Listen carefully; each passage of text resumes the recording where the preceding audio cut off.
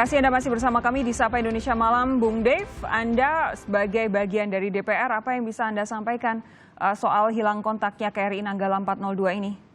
Ya baik, terima kasih Mbak Sofi. Pertama-tama saya ucapkan salam dulu kepada Pak Hendri dan juga pada Pak Ade. Pak Ade ini adalah mitra kami di DPR untuk selama beberapa tahun yang sering juga memberikan masukan macam-macam kepada kita di DPR Komisi 1 khususnya. Baik, ya kami prihatin atas kejadian ini ya, dan ini menunjukkan bahwa memang membutuhkan satu overhaul yang luar biasa dalam alutsista dan juga sistem pengadaan dan juga sistem perawatan dan juga operasional TNI sendiri.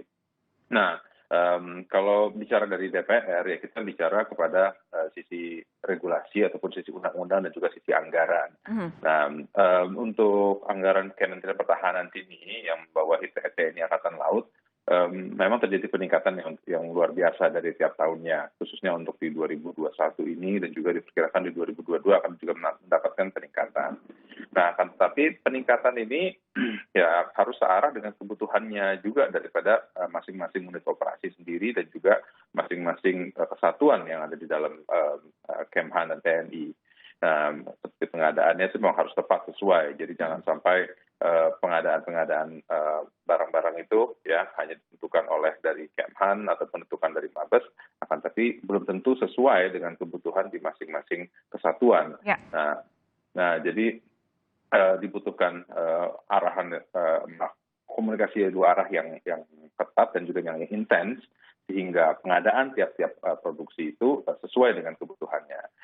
Dan kita malam ini bicara khusus tentang Nanggala 402.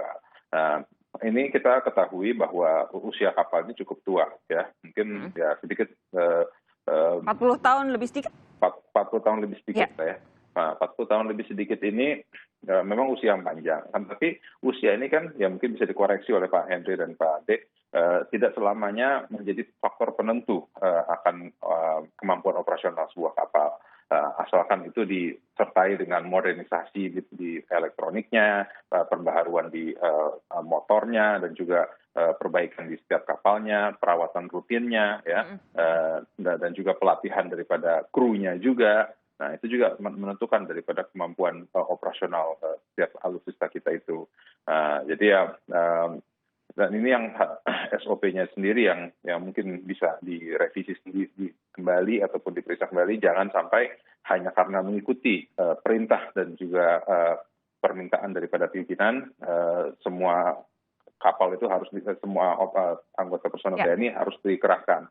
Nah, akibatnya terjadi hal-hal seperti ini. Nah, ya inilah yang harus menjadi pelajaran buat kita semua ya, untuk kembali merevisi atau mengkoreksi sistem operasional untuk menghindari, karena nyawa setiap prajurit itu jauh lebih berharga dari segala macam peralatan yang TNI miliki. Jadi jangan sampai hanya untuk menyelesaikan tugas, apalagi untuk pelatihan, kita membahayakan, bahkan bisa sampai kejadian tragis seperti hari ini. Tapi begini, kalau Anda melihat secara keseluruhan, upaya perawatan, kemudian permajaan, kemudian penambahan alutsista di Indonesia, itu kita tahu bahwa itu memang harus dirawat, harus diremajakan, dan harus ditambah. Itu tidak ada pilihan lain, apalagi kita garis pantainya sangat luas, cuma punya 5 kapal selam, dengan 2 kapal selam tua termasuk yang Nanggala ini, 3 yang relatif baru. Lalu kondisinya 5 kapal ini perlu menjaga sekitar 650.000 km persegi perairan Indonesia. Ini kan tentu sangat kurang. Ditambah lagi kalau kemudian alat-alatnya lama yang berbahaya, yang justru saat ini menghadapi risiko paling depan adalah para prajurit, begitu kan ya, prajurit terbaik di Indonesia. Apa yang akan dilakukan DPR kalau sudah kondisinya seperti ini? Ya, tentu kita bisa berusaha berpikir kreatif, harus mencari solusi-solusi inovatif ya.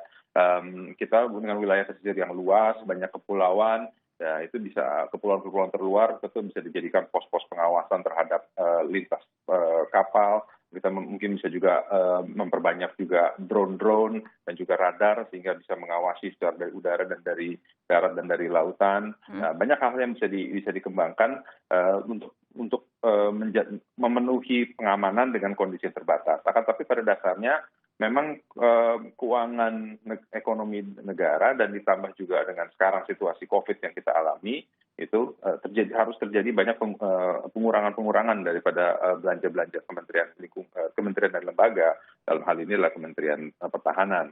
Oke. Bahkan tapi ya bukan berarti kita harus menyerah dalam situasi ya, tetap kita harus berpikir mencari solusi untuk bisa memenuhi kebutuhan-kebutuhan tersebut.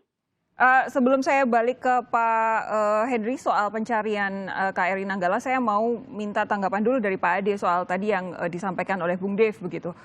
Jadi kalau kondisinya saat ini Indonesia hanya punya 5 kapal selam termasuk KRI Nanggala yang saat ini dicari untuk mengcover luas 650.000 lebih kilometer persegi. Sebenarnya kurang kan ya Pak ya?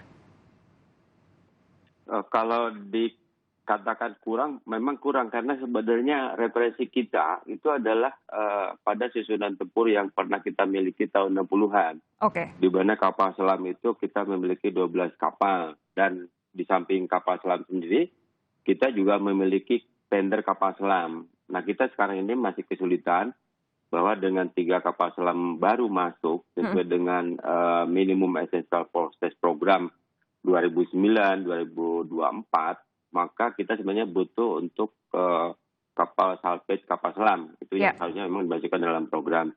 Dan juga mungkin pada ingat bahwa program 2009 sampai dengan 2024 itu adalah minimum essential force. Kalau saya dulu pernah diskusi dengan Kementerian Keuangan, hasil nanti tahun 2025 ke atas itu masuk ke essential forces. Ini yang harus direvisi daripada kegiatan program pengadaan alutsista. Oke. Dan memang posisi kapal selam bagi TNI Angkatan Laut adalah memang alutsista yang tidak bisa tergantikan. Karena kalau kapal selam ini kalau suatu saat negara membutuhkan dalam kerangka mempertahankan negara, kita tidak bisa mengganti dengan alutsista yang lain. Pak Ade. Tetapi kalau kapal permukaan, kita bisa persenjatai dari kapal niaga dan sebagainya. Betul. Pak Ade begini, ini yang salah satu yang jadi pertanyaan juga adalah bahwa karena saking sedikitnya kapal selam yang kita miliki, kemudian para prajurit-prajurit ini akhirnya masuk ke dalam kapal selam ini dalam kondisi melebihi kapasitasnya. Yang saya tahu, koreksi kalau saya salah, KRI Nanggala ini hanya boleh sebenarnya berkapasitas tidak lebih dari 40 orang. Tapi nyatanya ada 53 orang. Ini tentu kan ada risiko-risiko tersendiri yang harus dihadapi para prajurit. Apa yang bisa Anda sampaikan soal ini, Pak? Terima kasih. Sebenarnya di dalam ruangan kapal selam ada istilahnya space bunker. Jadi istilahnya itu ruangan cadangan yang kemudian bisa digantikan oleh personil dalam kaitan dengan latihan. Itu ada peralatan yang kemudian kita kurangi gitu, tetapi bukan peralatan pokok, adalah misalnya untuk mengurangi beban. Bagaimanapun juga kapal selam ini sama dengan pesawat udara. Ya. Harus enteng begitu ya? Harus betul-betul minimal sesuai dengan standar kru ya.